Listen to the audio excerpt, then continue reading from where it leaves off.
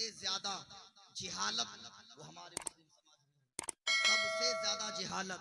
आप बताओ, उलमा मौजूद है, पूछ लो, हमारे और आपके नबी पर कुरान नाजिल हुआ, उस कुरान की सबसे पहली वही, सबसे पहली आयत ही में अल्लाह ने इल्म की तरफ लोगों की रहनुमाई फरमाई। इक़रा बिस्मिक, पढ़ो।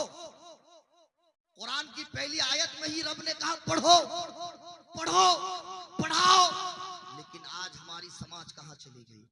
आज हमारी नाकामयाबी की दूसरी सबसे बड़ी वजह जिहालत का होना, एजुकेशन का ना होना, तालीम का ना होना। आप कहेंगे मौलाना साहब आप क्या कहते हैं, हर बच्चे को मौलवी बना दे? बिल्कुल गलत। हालात बदल गए हैं, मैं ये नहीं कहता। आप अपने बच्चों को मौलवी बना दीजिए, आप अपने बच्चों को आलिम बना दीजिए, आप अपने बच्चों को मुफ्ती बना दीजिए, लेकिन जिहालत के इस दलदल से आप बाहर तो निकलिए। आप अपने आप को कामयाबी अगर करना चाहते हैं, अपनी वकार अगर जीतना चाहते हैं, अपने खोए हुए मकाम को अगर आप हासिल करना चाहते हैं, तो आपको एजुकेशन की तरफ आगे बढ़ना पड़ेगा, आपको तालीम की तरफ आगे बढ़नी पड़ेगी। पहले स्टेज की तवज्जो से, मौलाना हुसैन साहब आपकी खुसूसी तवज्जो से मैं एक अजीम नुक्ते की तरफ आपको ले जा रहा हूँ। क्या आप नहीं जानते हैं बाबा साहेब डॉक्टर भीमराव अंबेडकर नगर, जिन्होंने हिंदुस्तान के संविधान को लिखा, वो ऐसे समाज से ताल्लुक रखते थे जिस समाज के लोगों को दुनिया वाले कमतर समझते थे। मैं कमतर नहीं समझता हूँ, ना ही हमारा इस्लाम कमतर समझता है। हमारे इस्लाम का नजरिया ये है कि इस्लाम सबको इक्वल की नजर से देखता है, इस्लाम सबको फॉरवर्ड की नजर से देखता है। मैं दुनिया के नजरिए के एतबार से बताता हूँ, बाबा साहेब भीमराव अंबेडकर नगर ऐसे समाज से ताल्लुक रखते थे जिस समाज के साथ लोग खान पीन को हराम समझते थे, जिस समाज के लोगों को पढ़ने पढ़ाने को हराम समझा जाता था, जिस समाज के लोगों के साथ बातचीत करने को हराम समझा जाता था, जिस समाज के लोगों को बराबरी के साथ बैठने नहीं दिया जाता था, लोगों को और उनके समाज के लोगों को दुनिया ने ये समझा दिया कि ऐ समाज तुम कमतर समाज हो, तुम पिछड़े समाज हो, तुम्हारा काम पढ़ना नहीं है, तुम्हारा काम लिखना नहीं है, तुम्हारे बच्चों के हाथ में कलम नहीं रहेगा। लेकिन साल गुजरने के बाद, कुछ दिन गुजरने के बाद, कुछ साल गुजरने के बाद एक दिन बाबा भीमराव अंबेडकर नगर साहब को इस बात का एहसास होता है कि मुझे अपनी यूनिटी को, मुझे अपनी कौम को, मुझे अपनी समाज को आगे ले जाना है। तो पता है बाबा भीमराव अंबेडकर नगर ने क्या किया? बाबा भीमराव अंबेडकर नगर ने ये नहीं कहा, अपनी कौम को तीर और धंधुक लेकर के रामलीला मैदान नहीं बुलाया। बाबा भीमराव अंबेडकर नगर ने अपने कौम को एहतजाज और प्रोटेस्ट के लिए नहीं बुलाया, बल्कि बाबा भीमराव अंबेडकर नगर ने अपनी कौम को आगे ले जाने के लिए, अपनी कौम की तरक्की के लिए, अपनी यूनिटी को आगे बढ़ाने के लिए बाबा भीमराव अंबेडकर नगर ने जिस हथियार को अपनाया वो अजीम हथियार एजुकेशन है। उसी को तो इल्म कहा जाता है, उसी को तो नॉलेज कहा जाता है। बाबा भीमराव अंबेडकर नगर को जब इस बात का एहसास होता है कि मुझे अपने समाज को आगे ले जाना है, मुझे अपने कौम को इज्जत नवाजना है, मुझे भी अपने कौम को तालीम देकर आगे ले जाना है। और बाबा भीमराव अंबेडकर नगर, जिनकी समाज के लोगों को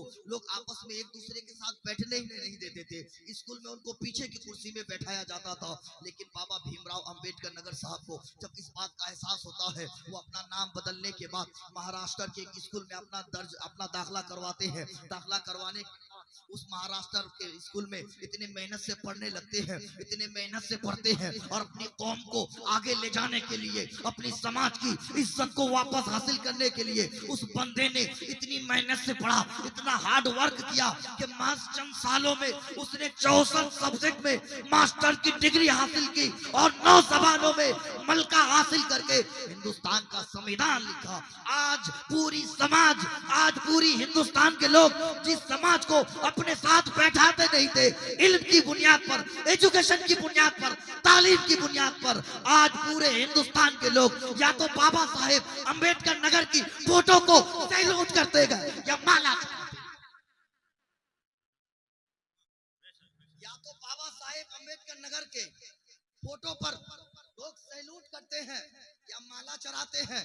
वो समाज जिस समाज के लोगों के साथ लोग बैठते नहीं थे, जिनके साथ बातें नहीं करते थे, जिनकी समाज को दुनिया ने समझा दिया कि तुम कामयाब नहीं, तुम तरक्की नहीं हासिल कर सकते, लेकिन बाबा भीमराव अंबेडकर नगर ने एजुकेशन हासिल की, तालीम को अपनाया और अपने कौम को बुलंद किया। आज पूरे हिंदुस्तान में संविधान से काम होता है, और इस संविधान का रचयिता, इस संविधान का राइटर वो कोई और नहीं, वो बाबा साहेब भीमराव अंबेडकर नगर।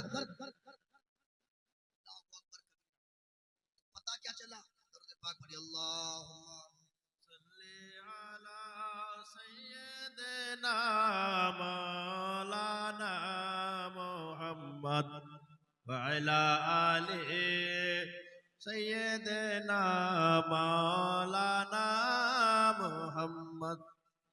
पता क्या चला, अगर आप अपने समाज को तरक्की देना चाहते हैं, आप अपनी कौम को आगे बढ़ाना चाहते हैं, अपने बच्चों के हाथों में कलम थमा दीजिए, अपने बच्चों को इंजीनियर बनाइए, अपने बच्चों को डॉक्टर बनाइए, अपने बच्चों को आईपीएस और यूपीएससी की एग्जाम में बैठाइए, अपने बच्चों को आलिम बनाइए, अपने बच्चों को हाफिज बनाइए। वरना आने वाला दौर जो आ रहा है ये बड़ा संगीन दौर आ रहा है। आने वाले 20 साल में आपका नामो निशान तारीख में बाकी नहीं रहेगा, आप सफ़े हस्ती से मिटा दिए जाओगे। अगर आप अपनी वकार को बुलंद करना चाहते हो, अपने हुकूक को हासिल करना चाहते हो, अपने बच्चे के हाथ में कलम थमा दो। आज अगर तुम्हारा 10 आदमी, आज अगर तुम्हारा 10 बच्चा मुसलमान होता तो बाबरी मस्जिद के वक्त ये भी कोर्ट में जाकर वकालत करता।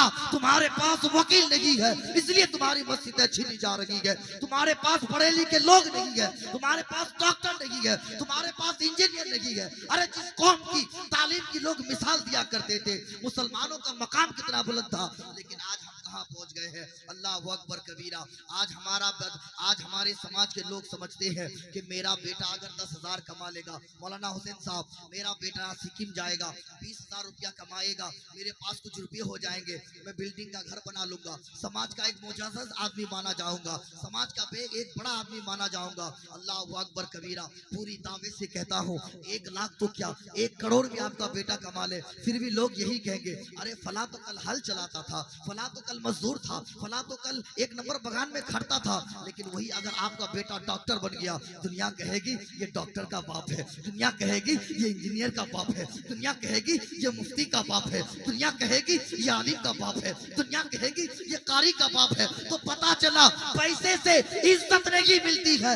इज्जत अगर मिलती है, मकाम अगर मिलता है, वकार अगर मिलता है, वो तालीम से मिलती है, एजुकेशन से मिलती है, नॉलेज से मिलती है। बेशक सुभान अल्लाह, सुभान अल्लाह।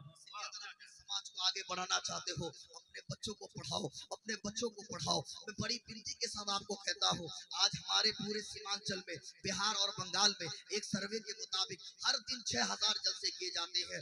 2 से 3 लाख रुपया हर दिन जलसों में खर्च किया जाता है। अगर इन पैसों को जलसे में खर्च ना करके अगर हम मुसलमान अपने लिए, अपने बच्चों के लिए अगर यूनिवर्सिटी कायम करें, अगर स्कूल कायम करें, अगर कॉलेज कायम करें। आज हमारे बंगाल की शादियों में जब मैं जाता हूँ तो आंखें फट जाती है, दिल रोता है कि एक मुसलमान अपनी बेटी की शादी में, अपने बेटे की शादी में 5 लाख या 8 लाख रुपया खर्च करके पानी में बहा देता है। इस्लाम में ऐसी शादी का कोई तस्वुर ही नहीं है। इस्लाम में बारातियों को खिलाने का कोई तस्वुर ही नहीं है। अभी तकरीर का मौका है, अगर आपको दलील चाहिए दरसगाह में आ जाओ, मैं आपको दलील दे दूंगा। तो पता क्या चला, इतने पैसे अगर आप शादियों में खर्च ना करके उन रकम को, उन पैसों से अपनी बच्ची को पढ़ाओगे, अपने बच्चों को पढ़ाओगे, तो आपका मकाम बुलंद हो जाएगा। आपको पता है कि इंटरनेशनल जस्टिस ऑफ